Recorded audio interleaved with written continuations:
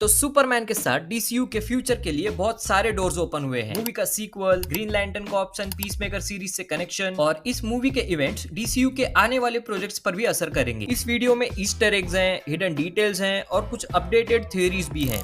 This is Saif, welcome to Nerd fiction.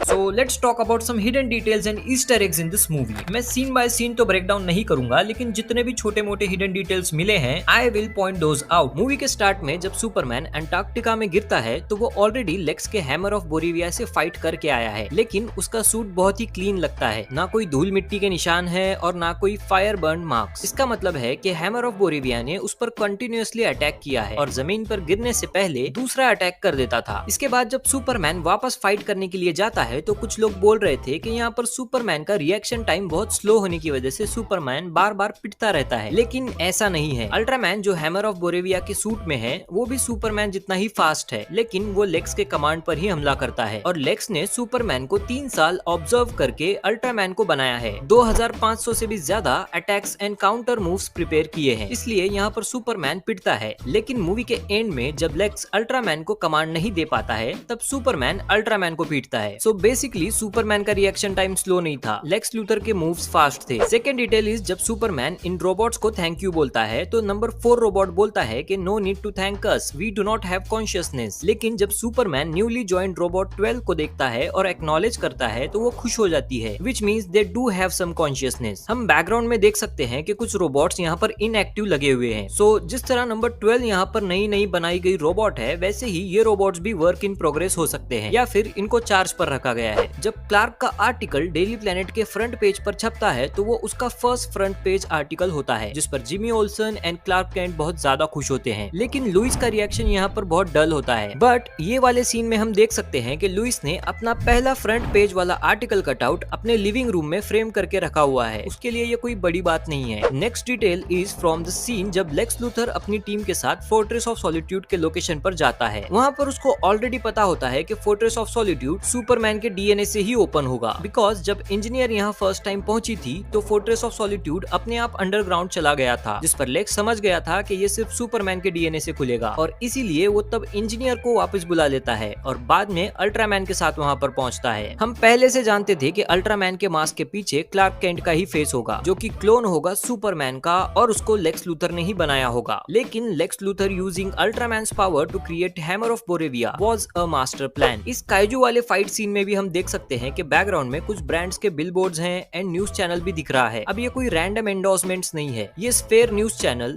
Zesty Cola, Jitters coffee shop and Big Belly Burger हमें नए DCU में कई बार देखने को मिलेंगे, same as DC comics and Arrowverse. Arrowverse में तो Big Belly Burger Starling City में बहुत ज्यादा फेमस था और Jitters coffee shop Central City में, जहाँ पर फ्लैश रहता है। मूवी के आखिरी हिस्से में हमें पता चलता है लेक्स लूथर की डील के बारे में। जरहानपुर पर कब्जा करने के बाद लेक्स लूथर आधा जरहानपुर बोरिविया से ले लेगा और उसको अपना यूटोपिया बनाएगा, जिसका नाम उसने लुथोरिया रखा है। लेकिन इसका हिंट हमें इस वाले सीन में ही मिल गया था जब बोरेवियन प्रेसिडेंट लेक्स के लाए हुए डोज होल डोनट्स की तारीफ करता है और लेक्स बोलता है कि I am thinking of opening one in जरहानपुर। सो दिस हिंट्स के उसका प्लान है कि वो जरहानपुर का लैंड एक्वायर करेगा। जब यहाँ लेक्स लूथर टीवी पर सुपरमैन के पेरेंट्स का मैसेज दिखाता है और उसमें सुपरमैन के पेरेंट्स सुपरमैन के अर्थ पर रूल करने की बात करते हैं तो पब्लिक सुपरमैन को गाली देती है। कुछ लोग चीजें फेंक कर भी मार रहे हैं, बट सुपरमैन अभी भी शॉक में है। इस शोर से दूर रहने के लिए स्टैग इंडस्ट्री बिल्डिंग में एंटर करता है। ट्रेलर में यहाँ स्टैग इंडस्ट्रीज का नाम देखकर मुझे लगा था कि यहाँ स्टैग इंडस्ट्रीज की भी कोई स्टोरी दिखाई जाएगी, लेकिन ये सिर्फ एक हिंट था मेटामॉर्फो के आने का। स्टैग इंडस्ट्रीज के ओनर साइमन स्टैग ने ही रेक्स को एक रेडियो एक्टिव मीटेरॉइड से एक्सपोज करके मेटामॉर्फो यानी एलिमेंट मैन बनाया था। जब जस्टिस गैंग को सुपरमैन के पेरेंट्स के मैसेज का पता चलता है तो Guy Gardner AKA Green Lantern Superman को बोलता है, you are the same alien threat that Green Lantern Corps send me to defend Earth from. So this indicate कि ग्रीन लैंटर्न कॉर्प्स भी अर्थ पर बहुत पहले से नजर बनाए हुए है। 2026 में आने वाली सीरीज लैंटर्न्स में हमें इसके बारे में और ज्यादा पता चलेगा। पीसमेकर का कैमियो भी यहाँ पर इम्पोर्टेंट था, क्योंकि जेम्स गन ही पीसमेकर के राइटर एंड डायरेक्टर हैं और इस सीरीज का सीजन 2 भी जेम्स गन ने ही लिखा हुआ है, जिसमें पॉकेट डायमेंशंस का कॉन्सेप्ट भी एक पैरेलल है सुपरमैन में दिखाए गए पॉकेट यूनिवर्स से। इस मूवी में लेक्स लूथर बोलता है कि उसने पॉकेट यूनिवर्स बनाने के लिए बिग बैंग को रेप्लिकेट किया था मेगा कोलाइडर का का यूज करके, और यहीं पर वो सुपरमैन को और कई लोगों को कैद करके भी रखता है, इंक्लूडिंग हिज एक्स गर्लफ्रेंड। और हम ये भी देख सकते हैं कि ये पॉकेट यूनिवर्स कितना अनस्टेबल है, लेकिन पीसमेकर में पॉकेट डायमेंशंस को स्टेबल दिखाया गया है, जो कि एक्चुअली सिर्फ एक छोटा सा क्वांटम स्पेस है, जैसा कि मार्वल के एंटमैन मूवी में दिखाया गया था। लेकिन इसको क्रिस के फादर ऑगी ने अनफोल्ड करके एक बड़ा सा चैम्बर बनाया है, और पीसमेकर के सीजन 2 के इस सीन में देखकर लग रहा है कि ये क्वांटम वर्ल्ड की तरह टाइम ट्रैवल या फिर मल्टीवर्स एक्सप्लोर करने के लिए भी यूज किया जा सकता है। सुपरमैन का पॉकेट यूनिवर्स से इंट्रोड्यूस होना भी एक कनेक्शन क्रिएट करता है इन दोनों प्रोजेक्ट्स में, और ये बात रिसेंटली जेम्स गन ने ही कंफर्म की है। Peacemaker season 2 comes out in a month. Love That's Peacemaker. directly connected to the events of Superman. Directly connected to some of the characters in Superman. Cut to the scene जब Lois Justice Hall में पहुंचती है justice gang की help लेने के लिए, ताकि वो सुपरमैन को बचा सके। और यहाँ पर पीछे बने हुए पेंटिंग्स में हमें पता चलता है कि मूवी में भले ही 300 साल पहले मेटा ह्यूमंस की हिस्ट्री दिखाई जा रही है, लेकिन इस यूनिवर्स में मेटा ह्यूमन 300 साल से भी ज्यादा पहले से एग्जिस्ट करते हैं, क्योंकि यहाँ पर डीसी का साइलेंट नाइट मेटा ह्यूमन भी दिखता है, जो कि इंग्लैंड में 6th सेंचुरी में सुपर हीरो था, which is way before 300 years. उसके अलावा भी यहाँ पर जस्टिस सोसाइटी के बहुत से सुपर हीरोज दिखते हैं। इस यूनिवर्स का फर्स्ट फ्लैश जे गैरिक भी दिखता है, जो कि 1949 में फ्लैश बना था। इसको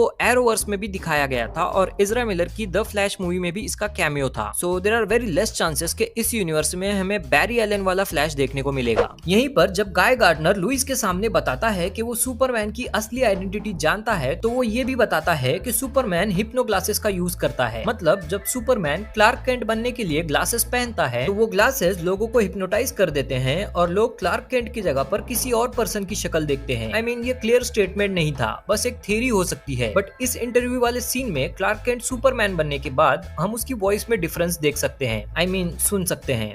Let's do it, Cronkite. Superman. Miss Lane. Justice gang का स्क्रीन टाइम भी बहुत कम था, और लॉर्ड टेक कंपनी के अंडर उनके कॉर्पोरेटाइजेशन को भी बहुत कम दिखाया गया है। हाँ, बस जस्टिस हॉल में एक फोटो मिलती है जिसमें दिखता है कि जस्टिस गैंग मैक्सवेल लॉर्ड के साथ पोज कर रही है। पोस्ट क्रेडिट सीन्स भी बस ह्यूमर के लिए ऐड किए गए थे, एंड व्हाट आई फेल्ट कि अगर सुपर गर्ल वाला सीन पोस्ट क्रेडिट सीन में ऐड कर देते तो ज्यादा इम्पैक्टफुल होता, या फिर पीसमेकर सीजन 2 का हिंट दे देते, या फिर 2026 में आने वाली क्ले फेस मूवी का ही कुछ टीज कर देते। Anyways, if you have watched this video till the end, comment करके बताओ वीडियो कैसा लगा। If you like this video, vote this up. Share this with the superhero fans and subscribe to Nerd Fiction. This is Saif signing off.